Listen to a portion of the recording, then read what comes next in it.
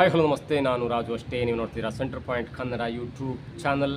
ದೊಡ್ಡ ಕುರ್ಚಿಗೆ ದೊಡ್ಡ ಖರ್ಗೆ ರಾಜೀನಾಮೆ, ಭಾರೀ ಟ್ವಿಸ್ಟ್ ಕೊಟ್ಟಂಥ ರಾಹುಲ್ ಗಾಂಧಿ ಮೆಗಾ ಮೀಟಿಂಗ್ನಲ್ಲಿ ಮಹತ್ವದ ತೀರ್ಮಾನ.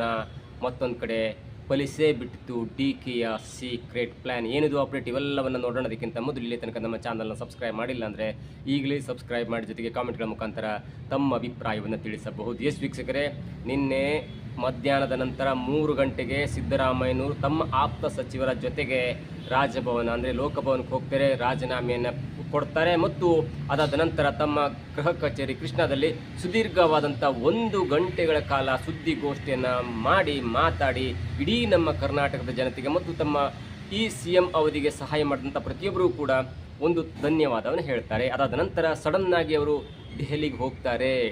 ದೆಹಲಿಗೆ ಹೋದ ನಂತರ 1-to-1 ಮೀಟಿಂಗ್ ಆಗುತ್ತೆ. ಜೊತೆಗೆ ನಿನ್ನೆ ಆಡಿದಂಥ ಮಾತಿದೆಯಲ್ಲ, ಅಂದರೆ ನಿನ್ನೆ ಸಿದ್ದರಾಮಯ್ಯನವರು ಪ್ರೆಸ್ ಮೀಟ್ನಲ್ಲಿ ಸುದ್ದಿಗೋಷ್ಠಿಯಲ್ಲಿ ಆಡಿದಂಥ ಮಾತು, ನನಗೆ ರಾಹುಲ್ ಗಾಂಧಿಯವರು ಕರೆದು ಹೇಳಿದ್ರು ನೀವು ರಾಜೀನಾಮೆ ಕೊಡಬೇಕಂತ ಹೇಳಿದ್ರು, ಜೊತೆಗೆ ನಾನು ರಾಜೀನಾಮೆನ ಕೊಟ್ಟಿದ್ದೇನೆ. ನನಗೆ ದೆಹಲಿ ರಾಜಕಾರಣಕ್ಕೆ ಬನ್ನಿ ಅಥವಾ ರಾಷ್ಟ್ರ ರಾಜಕಾರಣಕ್ಕೆ ಬನ್ನಿ, ನನ್ನನ್ನು ರಾಜ್ಯಸಭಾ ಸದಸ್ಯರನ್ನಾಗಿ ಮಾಡಿ ಒಂದು ಒಳ್ಳೆಯ ಹುದ್ದೆಯನ್ನು ಕೊಡ್ತೀನಿ ಅಂದರು. ಅದನ್ನು ನಾನು ನಯವಾಗಿ ತಿರಸ್ಕಾರ ಮಾಡಿದ್ದೇನೆ ಅನ್ನುವಂಥ ಮಾತನ್ನು ಹೇಳಿ ರಾಷ್ಟ್ರ ರಾಜಕಾರಣಕ್ಕೆ ಹೋಗುವ ಒಂದು ಅವಕಾಶವನ್ನು ನಯವಾಗಿ ತಿರಸ್ಕಾರ ಮಾಡಿ ಅದನ್ನು ಸ್ಪಷ್ಟನೆ ಕೂಡ ಕೊಟ್ಟಿದ್ರು. ಆದರೆ ನಿನ್ನೆ ಆದಂಥ ಒಂದು ಮಾತಿಗೂ ಇವತ್ತು ಆದಂಥ ಬೆಳವಣಿಗೆಗೂ ಅಜಗಜಾಂತರ ವ್ಯತ್ಯಾಸ ಇದೆ. ಅಂದರೆ ಸುಮ್ಮನೆ ಕೃತಜ್ಞತಾ ಭಾವವಾಗಿ ಇವತ್ತು ಸೋನಿಯಾ ಗಾಂಧಿಯ 10 ಜನಪತ್ ನಿವಾಸದಲ್ಲಿ ಸೋನಿಯಾ ಗಾಂಧಿ ಮತ್ತು ರಾಹುಲ್ ಗಾಂಧಿ ಮತ್ತು ಖರ್ಗೆ ಎಲ್ಲರನ್ನು ಮೀಟ್ ಮಾಡಿದಂಥ ಸಿದ್ದರಾಮಯ್ಯನವರಿಗೆ ಅಕ್ಷರಶಃ ರಾಹುಲ್ ಗಾಂಧಿಯವರು ಒಂದು ದೊಡ್ಡ ಹುದ್ದೆಯ ಆಫರನ್ನು ನೀಡೋದ್ರ ಜೊತೆಗೆ ಅವರನ್ನು ಭಾಗಶಃ ಕೂಡ ಒಪ್ಪಿಸಿದ್ದಾರೆ ಎನ್ನುವಂಥ ಮಾಹಿತಿ ಇದೀಗ ಹೊರಗಡೆ ಸಿಗ್ತಾ ಇದೆ ಮತ್ತು ಅದು ಕೂಡ ಸದ್ಯದಲ್ಲೇ ಸ್ಪಷ್ಟನೆ ಸಿಗುವಂಥ ಎಲ್ಲ ಚಾನ್ಸಸ್ ಕೂಡ ಇದೆ. ಅದೇನೆಂದರೆ ಈಗಾಗಲೇ ದೊಡ್ಡ ಖರ್ಗೆ ಅವರ ಜೊತೆ ಅಂದರೆ ಮಲ್ಲಿಕಾರ್ಜುನ್ ಖರ್ಗೆ ಅವರಿಗೆ ಈಗಾಗಲೇ 2 ದೊಡ್ಡ ಪೋಸ್ಟ್ ಇದೆ. ಒಂದು ಇಡೀ ರಾಷ್ಟ್ರದ ಕಾಂಗ್ರೆಸ್ನ AICC ಅಧ್ಯಕ್ಷರಾಗಿದ್ದಾರೆ. ಅದು ದೊಡ್ಡ ಹುದ್ದೆ. ಕಾಂಗ್ರೆಸ್ನಲ್ಲಿ ನಂಬರ್ 1 ಹುದ್ದೆ ಯಾವುದಂದರೆ ಅದು ರಾಷ್ಟ್ರೀಯ ಕಾಂಗ್ರೆಸ್ನ ಅಧ್ಯಕ್ಷಗಾದಿ. ಅವರು ಈಗಾಗಲೇ ಎರಡು ಅಥವಾ 2.5 ವರ್ಷದಿಂದ ಕಾಂಗ್ರೆಸ್ ಪಕ್ಷದ ಅಧ್ಯಕ್ಷರಾಗಿದ್ದಾರೆ ಮತ್ತು ರಾಹುಲ್ ಗಾಂಧಿ ಅವರ ಜೊತೆ ಒಂದು ತಂದೆ ಮಗನ ಸಂಬಂಧದ ಮುಖಾಂತರ ಇಡೀ ನಮ್ಮ ಕಾಂಗ್ರೆಸ್ ಮತದಾರರಿಗೆ ಕಾರ್ಯಕರ್ತರಿಗೆ ಒಂದು ಹುಮ್ಮಸ್ಸಿನ ಒಂದು ಆತ್ಮೀಯವಾದಂಥ ಭಾವನೆ ಕೂಡ ತುಂಬ್ತಾ ಇದ್ದಾರೆ. ಇದರ ಜೊತೆಗೆ ಖರ್ಗೆ ಅವರಿಗೆ ಮತ್ತೊಂದು ದೊಡ್ಡ ಪೋಸ್ಟ್ ಇದೆ. ಅದೇನೆಂದರೆ ರಾಜ್ಯಸಭೆಯಲ್ಲಿ ವಿರೋಧ ಪಕ್ಷದ ನಾಯಕ, ಅಂದರೆ ರಾಜ್ಯಸಭೆಯ LOP ಕೂಡ ಆಗಿದ್ದಾರೆ. ಹೀಗಾಗಿ ಖರ್ಗೆ ಅವರಿಗೆ 2 ದೊಡ್ಡ ಪೋಸ್ಟ್ ಇದೆ. ಈಗ ಕಾಂಗ್ರೆಸ್ನ ಒಂದು ಅಜೆಂಡಾ ಅಂದರೆ ಯಾವಾಗ ಕೇರಳ ಚುನಾವಣೆಯಲ್ಲಿ ಗೆದ್ದು VD ಸತೀಶನ್ ಅವರನ್ನ ಮುಖ್ಯಮಂತ್ರಿ ಅಭ್ಯರ್ಥಿಯಾಗಿ ಮಾಡ್ತು, ಜೊತೆಗೆ ಆ VD ಸತೀಶನ್ ಅವರು ತನ್ನ ಕ್ಯಾಬಿನೆಟ್ನಲ್ಲಿ ಎಲ್ಲ ಯುವಕರನ್ನು ಸೇರಿಸಿಕೊಂಡು ಒಂದು ಒಳ್ಳೆಯ ಯುತ್ ಕ್ಯಾಬಿನೆಟನ್ನು ಮಾಡಿದ್ರಲ್ಲ, ಅದೇ ಮಾಡೆಲ್ನ ಇದೀಗ ರಾಹುಲ್ ಗಾಂಧಿ ಕೂಡ ಅನುಸರಿಸ್ತಾ ಇದ್ದಾರೆ. ಒಂದು ರಾಹುಲ್ ಗಾಂಧಿಯ ಮುಂದೆ ಅಥವಾ ಕಾಂಗ್ರೆಸ್ನ ಮುಂದಿರುವಂಥ ಒಂದು ಅಜೆಂಡಾ ಅಂದರೆ ಈಗ ಅಧಿಕಾರ ಹಂಚಿಕೆಯಾಗಬೇಕು. ಹಳಬರನ್ನೇ ಮತ್ತೆ ಮಂತ್ರಿ ಮಾಡಿ, ಮತ್ತೆ ಮುಖ್ಯಮಂತ್ರಿ ಮಾಡಿ, ಮತ್ತೆ ಅಧ್ಯಕ್ಷಗಾದಿಗೆ ಕೊಟ್ಟು ಮತ್ತೆ LOPಯನ್ನು ಮಾಡಿ ಹೀಗೆ ಮಾಡೋದ್ರಿಂದ ಕಾಂಗ್ರೆಸ್ ಪಕ್ಷದ ಕಾರ್ಯಕರ್ತರಿಗೆ, ಕಾಂಗ್ರೆಸ್ ಪಕ್ಷದ ಒಬ್ಬ ಆಕಾಂಕ್ಷಿಗಳಿಗೆ ಅನ್ಯಾಯ ಆಗುತ್ತೆ. ಹೀಗಾಗಿ ಅಧಿಕಾರ ಹಂಚಿಕೆ ಆಗಬೇಕು. ಒಬ್ಬನಿಗೆ ಒಂದೇ ಹುದ್ದೆ. ಒಬ್ಬ ಪಕ್ಷದ ಅಧ್ಯಕ್ಷರಾಗಿದ್ದರೆ ಆ ಪಕ್ಷದ ಅಧ್ಯಕ್ಷ ಸ್ಥಾನವನ್ನು ಮಾತ್ರ ಮಾಡಬೇಕು. ಒಬ್ಬ ವಿರೋಧ ಪಕ್ಷ ನಾಯಕನಾಗಿದ್ದರೆ ಆ ವಿರೋಧ ಪಕ್ಷದ ನಾಯಕ ಮಾತ್ರ ಮಾಡಬೇಕು. ಒಬ್ಬ CM ಆಗಿದ್ದರೆ ಅವನಿಗೆ 1-2 ಹುದ್ದೆ ಮಾತ್ರ ಮಾಡಬೇಕು. ಒಬ್ಬ KPCC ಅಥವಾ PCC ಅಧ್ಯಕ್ಷರಾಗಿದ್ದರೆ ಅವನಿಗೆ ಬೇರೆ ಯಾವುದೇ ಸಚಿವ ಸ್ಥಾನ ಕೊಡಬಾರದು ಎನ್ನುವಂಥ ಒಂದು ತೀರ್ಮಾನಕ್ಕೆ ಬಂದಿದೆ. ಅದು ಕೂಡ ಅಕ್ಷರಶಃ ಕೇರಳದಲ್ಲಿ ಮಹತ್ವದ ಒಂದು ಘಟ್ಟಕ್ಕೆ ತಲುಪಿದೆ.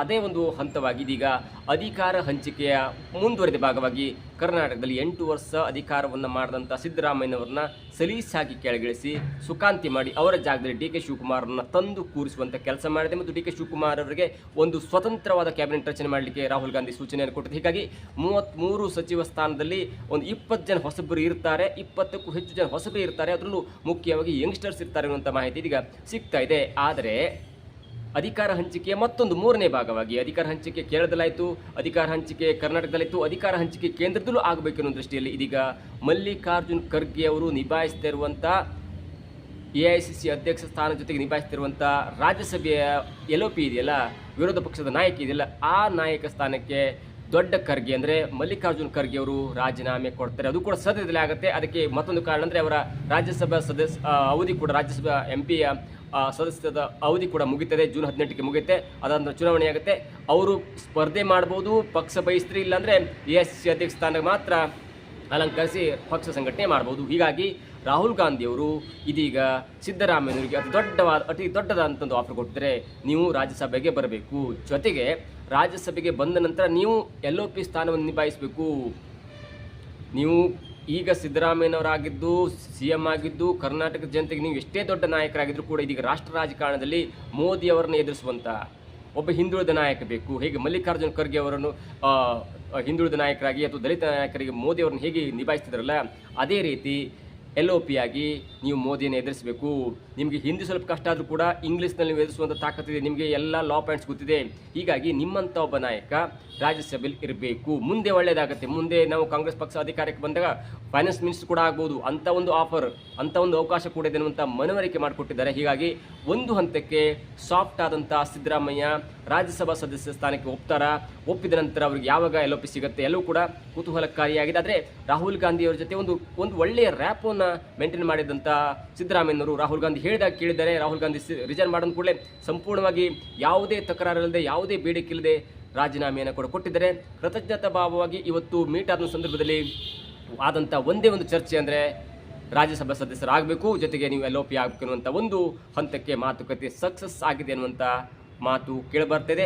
ಅದರ ಮುಂದುವರೆದ ಭಾಗವಾಗಿ ಸದ್ಯದಲ್ಲೇ ರಾಜ್ಯಸಭಾ LOP ಸ್ಥಾನಕ್ಕೆ ಅವಧಿ ಮುಗಿದ ಕಾರಣಕ್ಕಾಗಿ ರಾಜೀನಾಮೆಯನ್ನು ಕೊಡುತ್ತಾರೆ ಮಲ್ಲಿಕಾರ್ಜುನ ಖರ್ಗೆ ಅವರು.